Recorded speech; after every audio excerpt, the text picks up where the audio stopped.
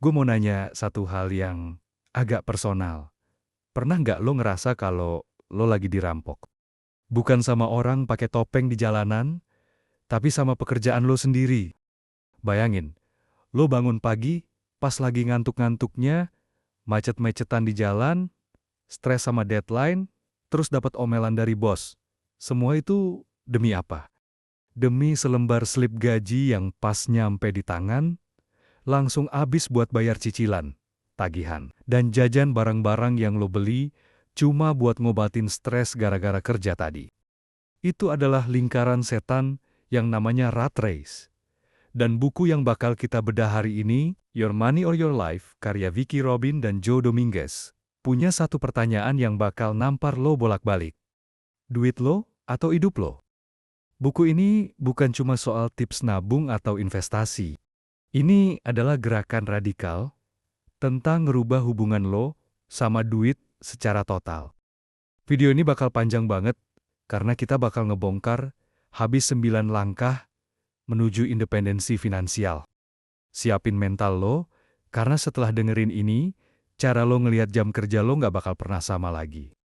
Kita bakal belajar gimana caranya beli balik hidup lo yang selama ini lo gadain demi duit. Bab 1. Duit adalah energi hidup, life energy. Ini adalah konsep paling fundamental di buku ini. Vicky Robin bilang, duit itu sebenarnya adalah life energy atau energi hidup. Maksudnya gimana? Gini, waktu lo itu terbatas. Begitu lo mati, waktu lo habis. Pas lo kerja, lo sebenarnya lagi nuker potongan-potongan hidup, jam-jam berharga, lo buat dapat duit. Jadi, kalau lo beli sepatu harga 1 juta, pertanyaannya bukan apakah gue punya duit 1 juta, tapi apakah sepatu ini layak ditukar sama 10 jam hidup gue yang gue pakai buat cari duit itu. Banyak dari kita yang nggak sadar kalau kita sebenarnya miskin waktu. Karena kita terlalu sibuk nyari kekayaan materi yang nggak ada habisnya. Pas lo sadar kalau duit adalah energi hidup, lo bakal mulai mikir 2 kali sebelum geser kartu kredit. Lo bakal mulai nanya, apakah barang ini bener-bener sebanding sama potongan hidup gue? Langkah pertama yang diminta buku ini adalah, hitung berapa total duit yang udah lo dapat sepanjang hidup lo. Dari kerja sampingan zaman kuliah, sampai gaji sekarang. Terus lihat, berapa yang tersisa sekarang. Kalau hasilnya bikin lo nyesek, jangan sedih. Itu tujuannya. Biar lo sadar selama ini, energi hidup lo lari kemana aja. Bab 2. Berapa harga per jam lo yang sebenarnya? The real hourly wage. Kebanyakan orang mikir, gaji gue 10 juta. Kerja 160 jam sebulan, berarti sejam gue dibayar 62.500. Vicky Robin bilang, salah besar bro. Lo harus ngitung real hourly wage lo. Caranya? Pertama, kurangi pengeluaran yang muncul gara-gara lo kerja. Bensin, parkir, baju kantor, makan siang di luar karena nggak sempat masak, sampai biaya healing di akhir pekan. Kedua, tambah jam kerja lo sama waktu pendukung. Waktu perjalanan commuting, waktu lo dandan buat kantor, waktu lo kepikiran kerjaan di rumah.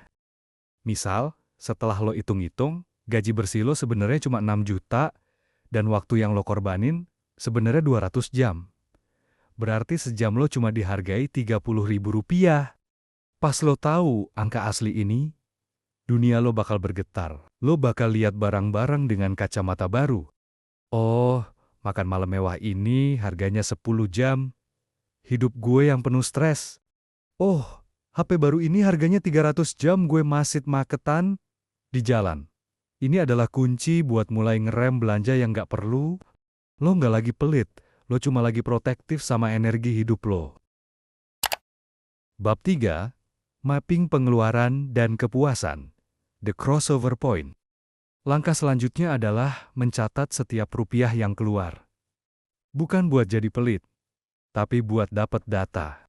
Vicky Robin minta lo buat ngebagi pengeluaran lo jadi kategori-kategori yang personal, terus lo kasih rating. Pertama, apakah pengeluaran ini ngasih gue kepuasan yang sebanding sama energi hidup yang gue keluarin? Kedua, Apakah pengeluaran ini sejalan sama nilai-nilai hidup dan tujuan gue? Lo bakal kaget lihat ada pengeluaran yang gede, tapi rating kepuasannya kecil banget, kayak bayar parkir atau denda telat. Sementara ada pengeluaran kecil yang kepuasannya gede banget. Tujuannya adalah buat memaksimalkan kepuasan dengan energi hidup seminim mungkin. Terus, lo bakal mulai ngebangun yang namanya The Wall Chart. Lo bikin grafik bulanan, garis pendapatan lo, dan garis pengeluaran lo. Tapi ada garis ketiga yang paling penting. Garis pendapatan investasi. Awalnya garis ketiga ini mungkin nol atau dikit banget. Tapi seiring lo mulai hemat karena sadar soal energi hidup, sisa duit lo bakal lo investasikan. Suatu saat, garis pendapatan investasi ini bakal naik dan memotong crossover garis pengeluaran lo. Itulah saat di mana lo mencapai independensi finansial. Di titik itu, lo nggak perlu kerja lagi buat hidup. Duit lo yang kerja buat lo. Hidup lo resmi jadi milik lo lagi 100%. Bab 4. Menghargai kecukupan enough. Ada satu konsep yang paling indah di buku ini, yaitu enough atau kecukupan. Dunia consumerism selalu bisikin kita more is better. Lebih banyak baju, lebih banyak gadget, lebih banyak status. Tapi Vicky Robin bilang ada yang namanya the fulfillment curve. Awalnya nambah duit itu nambah kepuasan buat makan, tempat tinggal.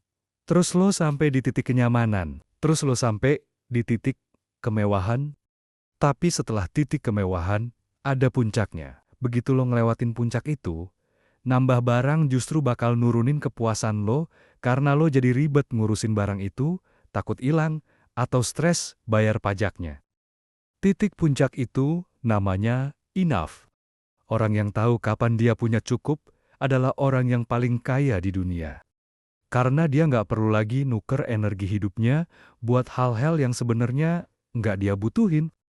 Buku ini ngajarin kita buat jadi primitif modern. Menghargai hal-hal yang benar-benar penting. Hubungan sosial, kesehatan, kreativitas, dan kontribusi ke masyarakat.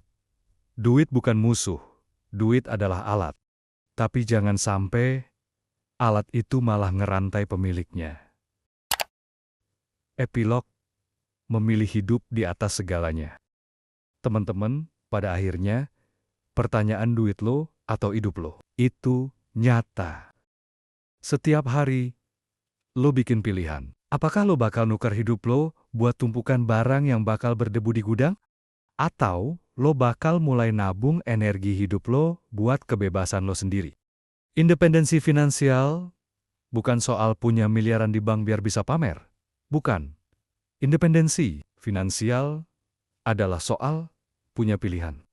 Pilihan buat kerja karena lo suka, bukan karena lo kepepet tagihan. Pilihan buat nemenin orang tua yang lagi sakit tanpa takut dipotong gaji. Pilihan buat jadi manusia seutuhnya, bukan cuma jadi sekrup kecil di mesin ekonomi. Gue harap ini banner-banner bikin lo berhenti sejenak dan narik napas dalam. Lihat jam tangan lo. Itu bukan cuma penunjuk waktu, itu adalah sisa energi hidup lo. Gunakan dengan bijak. Jangan gadain terlalu murah. Kalau lo ngerasa video ini ngebuka mata lo soal arti kerja dan duit yang sebenarnya, jangan lupa like, subscribe, dan share ke temen lo yang lagi stres berat. Mari kita beli hidup kita bareng-bareng. Gue David, dan gue milih hidup gue di atas duit manapun. Sampai ketemu di bedah buku gila selanjutnya. Choose life and make your money work for it.